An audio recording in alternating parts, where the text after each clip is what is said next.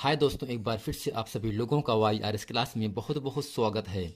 जैसा कि दोस्तों आपको पता है, कल 4 अप्रैल है और 4 अप्रैल को आप लोगों का विज्ञान का पेपर है। इसमें दोस्तों हम जितना भी प्रश्न इस वीडियो में बताएंगे वो सभी प्रश्न बहुत ही महत्वपूर्ण प्रश्न हैं। ऐसे प्रश्न एग्जाम में पूछे जाते हैं। तो दोस्तों उम्मीद करते हैं इस पूरे प्रश्न को अच्छे तरीके से आप पढ़ेंगे और समझेंगे और इस वीडियो को अंत तक जरूर बने रहेंगे। तो दोस्तों प्रश्न नंबर 1 आपके सामने कह रहा है, गोली दर्पण की फोकस दूरी तथा वक्रता त्रिज्या में क्या संबंध होता है। दोस्तों जो गोली दर्पण होता है उसकी जो फोकस दूरी होता है उसे हम स्मॉल एफ से लिखते हैं, जबकि जो वक्र त्रिज्या होता है उसे हम कैपिटल आर से लिखते हैं। अर्थात दोस्तों दर्पण की फोकस दूरी वक्रता त्रिज्या में एक संबंध होता है, एक सूत्र होता है। दोस्तों सूत्र क्या होता है, एफ बराबर आर बटे दो। दोस्तों एफ को बटे का मान लेंगे हम यहाँ से, तो आर इकन्नम आर हो जाएगा, 2 का गुणा करेंगे एफ में, 2 एफ आपको हो जाएगा यहाँ से 2f। अर्थात दोस्तों यहाँ से होता क्या है, दर्पण की फोकस दूरी वक्रता त्रिज्या की आधी होती है या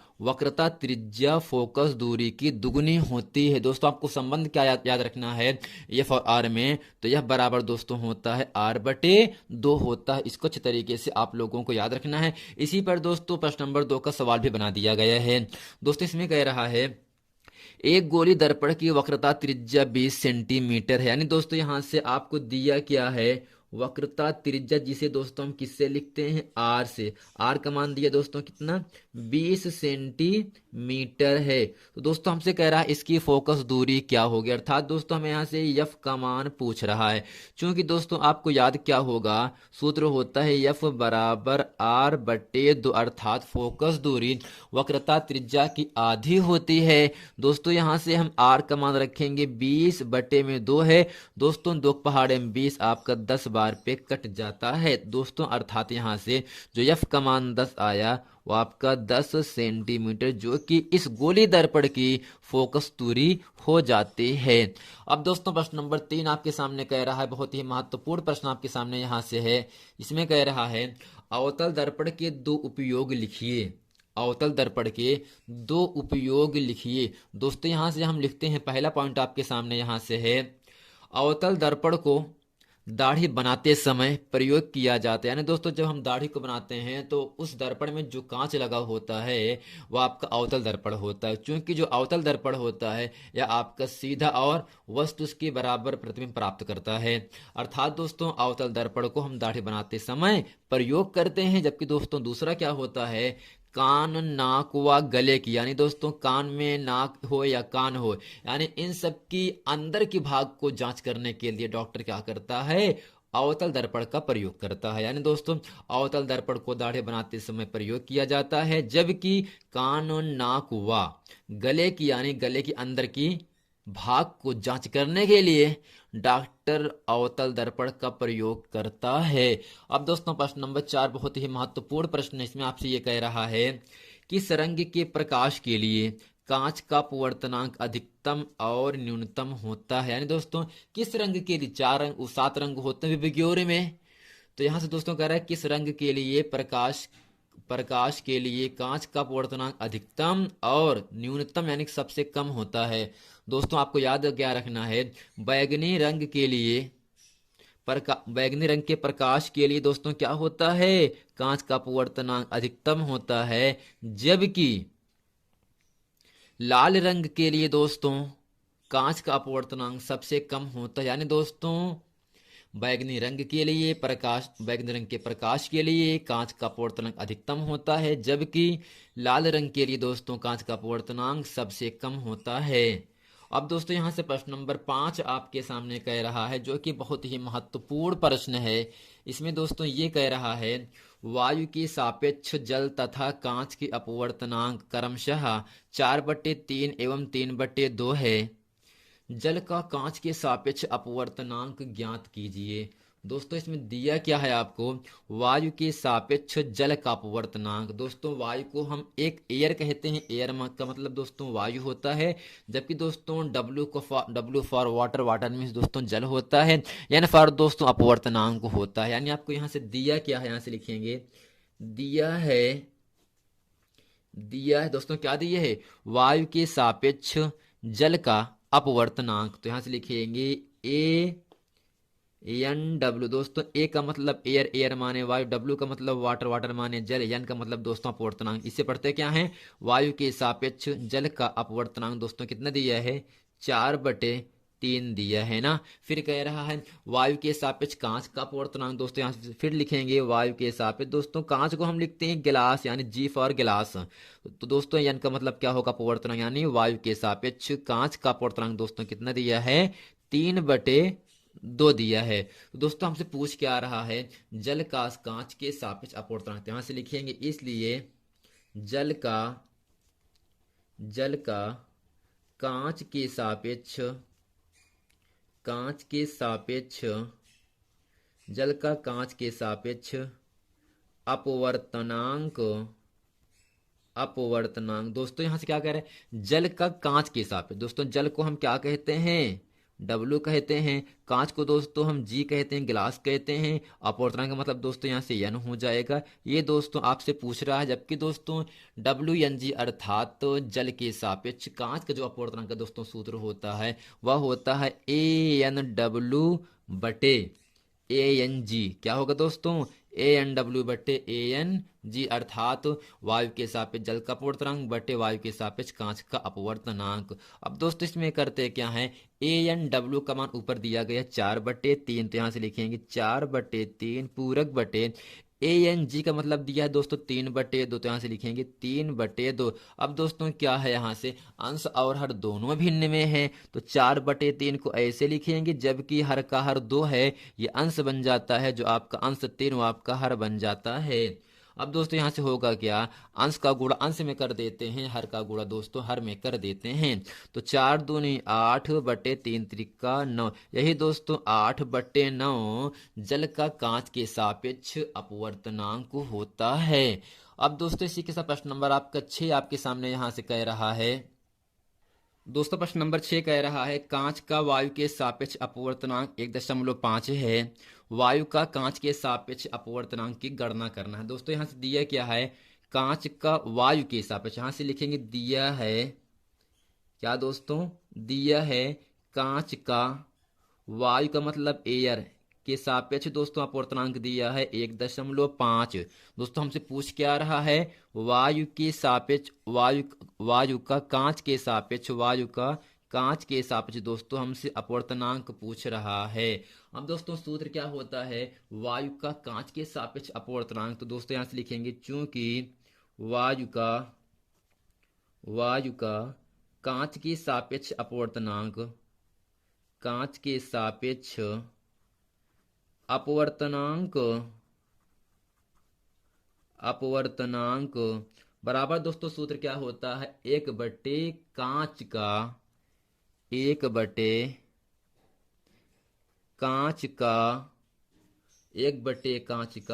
वायु के सापेक्ष अपवर्तनांक, वायु के सापेक्ष अपवर्तनांक। तो दोस्तों इसमें कैसे करते हैं, क्या है, यहां से 1 को लिखेंगे, जबकि कांच का वायु के सापेक्ष दोस्तों अपवर्तनांक कितना दिया है, 1.5 दिया है। तो 1 दशमलव नीचे लिखेंगे 5। अब दोस्तों दशमलव को हटाने के लिए हम 10 से गुणा 10 से भाग कर देते हैं, 10 से अंश में गुणा, 10 से दोस्तों हर में गुणा कर दिया, 10 इकन्नम 10। जब दोस्तों 1.5 में हम 10 से गुणा करते हैं तब 2 दशमलव हट जाए, केवल आपका यहाँ से मिलेगा 15। अब दोस्तों जब 10 में हम 15 से भाग करते हैं तब आपका मान मिलता है 0.67। यही दोस्तों वायु का कांच के सापेक्ष अपवर्तनांक होता है। दोस्तों उम्मीद करते हैं प्रश्न नंबर 6 तक इसे अच्छे तरीके से आप लोग समझ गए होंगे। आइए दोस्तों हम पढ़ते हैं प्रश्न नंबर 7, जो कि बहुत ही महत्वपूर्ण प्रश्न है। दोस्तों प्रश्न नंबर 7 कह रहा है, जो कि बहुत ही महत्वपूर्ण परिभाषा है, इसको अच्छे तरीके से आप लोगों को याद रखना है। ये वर्ष 2018 में 19 में 20 में पूछा गया है। तो दोस्तों प्रश्न है, नेत्र की समंजन क्षमता से क्या अभिप्राय है या आप क्या समझते हैं। दोस्तों इसका उत्तर क्या होगा, आवश्यकता अनुसार यानी जरूरत पड़ने पर आवश्यकता अनुसार फोकस दूरी को घटाने या बढ़ाने की क्षमता को नेत्र लेंस की समंजन क्षमता कहते हैं। यानी दोस्तों जरूरत के अनुसार फोकस दूरी को कम या ज्यादा करने की जो क्षमता होती है वही दोस्तों उस लेंस की समंजन क्षमता कहा जाता है। अर्थात दोस्तों लेंस की जो समंजन क्षमता होता है वो क्या होता है, जो फोकस दूरी होता है उसको घटाते हैं या बढ़ाते हैं। दोस्तों प्रश्न नंबर 8वां आपके सामने कह रहा है, एक व्यक्ति के चश्मे उत्तल लेंस लगा है, यानी दोस्तों एक व्यक्ति के चश्मे में उत्तल लेंस लगा है, बताइए कि उस व्यक्ति की आंख में कौन सा दोष है। अगर दोस्तों व्यक्ति के चश्मे में उत्तल लेंस लगा है तो व्यक्ति में दूरदृष्टि दोष है।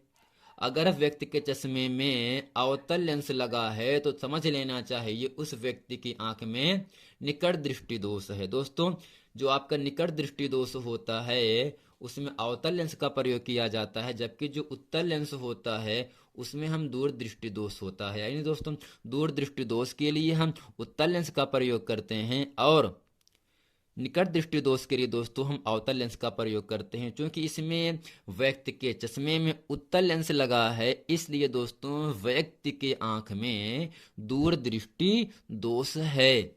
दोस्तों यहां से क्या लिख सकते हैं, अगर लेंस अवतल लगा होता तो यहां से लिखेंगे अवतल अवतल लेंस अवतल लेंस होता तो दोस्तों कौन सा दोष होता आपका, तो लिखते यहां से निकट दृष्टि दोष, निकट दृष्टि दोष। यानी दोस्तों उत्तल लेंस अगर चश्मे में लगा है तो आपका दूर दृष्टि दोष है, अगर अवतल लेंस लगा है दोस्तों तो आपके नेत्र में आंख में निकट दृष्टि दोष है। अब दोस्तों प्रश्न नंबर 9 आपके सामने इसमें कह रहा है, आवेश क्यों धारा आई तथा समय t में एक संबंध लिखिए। दोस्तों सूत्र होता है आवेश क्यों बराबर धारा गुणे समय, आवेश क्यों बराबर धारा गुणे समय। अब दोस्तों प्रश्न नंबर आपका 10वां है, एक इलेक्ट्रॉन पर कितना तथा कैसा आवेश होता है। दोस्तों इसको अच्छे तरीके से आप लोगों को याद रखना है। एक इलेक्ट्रॉन पर जो आवेश होता है वो होता है 1.6 गुणे 10 की घात -19, घात माइनस में है दोस्तों, इसकी प्रकृति क्या होगी आपकी ऋणावेश होता है। अब दोस्तों प्रश्न नंबर आपका 11 है, एक कूलाम आवेश में, एक कूलाम आवेश में इलेक्ट्रॉनों की संख्या कितनी होती है। एक कूलाम आवेश में इलेक्ट्रॉनों की संख्या दोस्तों कितना होता है। क्योंकि आपको दोस्तों याद क्या रखना है, हम जानते हैं इलेक्ट्रॉन पर जो आवेश होता है, तो यहां से लिखेंगे इसके हल में, हम जानते हैं इलेक्ट्रॉन पर आवेश दोस्तों कितना होता है 1.6 गुणे 10 की घात -19 कूलाम। दोस्तों सी का मतलब क्या होगा, यहाँ से कूलाम हो जाता है। तो आपसे कह क्या रहा है इलेक्ट्रॉनों की संख्या कितनी होगी, तो यहाँ से लिखेंगे माना एक कूलाम आवेश में, तो यहाँ से लिखेंगे माना एक कूलाम आवेश में, एक कूलाम आवेश में इलेक्ट्रॉनों की संख्या n होगी। दोस्तों हम क्या मान लेंगे, माना एक कूलाम आवेश में इलेक्ट्रॉनों की संख्या दोस्तों क्या होगा n होगा। अब दोस्तों चूंकि दोस्तों सूत्र क्या होता है n e बराबर दोस्तों होता है एक कूलाम, एक कूलाम अर्थात कूलाम को दोस्तों हम आवेश अर्थात आवेश का मात्र कूलाम होता है। आवेश को हम क्यों भी लिख सकते हैं, जहां पर हम एक सी लिखें वहां पर हम क्यों भी लिख सकते हैं, अर्थात क्यों बराबर दोस्तों क्या होगा यहाँ से एन ई होता है। चूंकि दोस्तों हमें एन का मान पूछ रहा है तो यहां से लिखेंगे इसलिए एक कूलाम या एक क्यों बराबर दोस्तों क्या होगा यहाँ से ई बटे दोस्तों कितना हो जाएगा आपका। तो दोस्तों हमें यहाँ से इलेक्ट्रॉनों की संख्या पूछ रहा है तो एन यानी एन बराबर यहाँ से हो जाएगा एक सी बटे ई। अब दोस्तों यहाँ से एक सी का मतलब यहाँ से क्या है, इलेक्ट्रॉन पर आवेश दोस्तों कितना नीचे दिया है 1.6 गुणे 10 घात -19 दिया है, तो यहाँ से इसको एक ही लिखेंगे। और इलेक्ट्रॉन पर दोस्तों जितना आवेश कितना होता है 1.6 गुणे 10 की घात -19 होता है। अब फ्रेंड यहाँ से करते क्या है हम, चूंकि दोस्तों दशमलव के बाद केवल एक अंक यदि हम दशमलव को हटाना चाहते हैं तब 10 से गुणा अंश में 10 से भाग करते हैं। तो फ्रेंड यहाँ से होगा 10 इकन्नम 10 हो जाएगा बटे, जब 1.6 में हम 10 से गुणा करते हैं तब दोस्तों दशमलव केवल हट जाता है यहाँ से, तो केवल मिलेगा केवल आपको 16 गुणे 10 की घात -19। अब दोस्तों हमें करना क्या है, 10 में हम 16 से भाग करते हैं तो आपका दोस्तों यहाँ से मान मिलेगा 0.625 गुणे 10 की घात -19 नीचे है। जब इसको ऊपर लेके जाएंगे घात दोस्तों प्लस में हो जाएगा, तो 10 की घात +19 हो जाएगा। अब दोस्तों हम 10 से गुणा कर देते हैं यहाँ से। अगर समझ लो हम 6 के बाद लगाना चाहते हैं दोस्तों तो हमें 10 से गुणा करना पड़ता है, तो यहाँ से हो जाएगा आपका 6.25 गुणे 10 की घात 18 इलेक्ट्रॉन। तो यहाँ से दोस्तों क्या होगा, आपका एक कूलाम आवेश में लौटाने की जो संख्या होती है वो होता है 6.25 10 की घात 18 इलेक्ट्रॉन होता है। अब दोस्तों प्रश्न नंबर 12 आपके सामने यहाँ से कह रहा है, दोस्तों यहाँ से प्रश्न कह रहे थे किसी चालक में प्रवाहित धारा 4 एम्पियर हो तो 1.5 मिनट में प्रवाहित आवेश की मात्रा ज्ञात कीजिए। दोस्तों धारा को हम आई से लिखते हैं, तो यहाँ से दिया गया है धारा आई बराबर 4 एम्पियर, जबकि दोस्तों यहाँ से समय दिया है कितना, 1.5 मिनट, 1 दोस्तों कितना दिया है, 5 मिनट दिया है। तो यहाँ से लिखेंगे समय टी बराबर दोस्तों दिया है 1.5 मिनट दिया है। अब दोस्तों हमें करना क्या है, प्रवाहित आवेश की मात्रा की गणना करना है। दोस्तों आवेश को हम दोस्तों क्यों से लिखते हैं, क्यों का मान आपसे पूछ रहा है। चूंकि दोस्तों सूत्र क्या होता है, विद्युत धारा, चूंकि दोस्तों सूत्र होता है धारा समय और कूलाम अर्थात आवेश में एक संबंध होता है, आई बराबर दोस्तों होता है Q/T, अर्थात यहाँ से हमें Q का मान फाइंड करना है तो हम करते क्या हैं, Q का तिरछा गुणा कर देते हैं, Q बराबर I इंटू टी। अब दोस्तों हमें करना क्या पड़ेगा, यहाँ से तो Q बराबर लिखेंगे, I का मान दोस्तों कितना है 4 गुणे टी का मान दोस्तों कितना है 1.5, ये दोस्तों क्या है भाई मिनट में है। अगर इसको हम सेकंड में चेंज करना चाहें तब दोस्तों कितना होगा, 60 से गुणा होता है, तो यहाँ से फ्रेंड हो जाएगा आपका 4 गुणे, जब 1.5 में हम 60 से गुणा करते हैं अर्थात 15 छक्का दोस्तों 90 होता है, यहाँ से तो ये आपको हो जाएगा 90 सेकेंड। तो फ्रेंड करते क्या है, 4 में हम 90 से गुणा कर देते हैं अर्थात यहाँ से 9 चौ 36 360 कूलाम। दोस्तों यहाँ से आपको मिल गया Q बराबर 9 चौ 36 360 दोस्तों कूलाम हो गया। दोस्तों यही इस पूरे प्रश्न का उत्तर हो जाता है 360 कूलाम।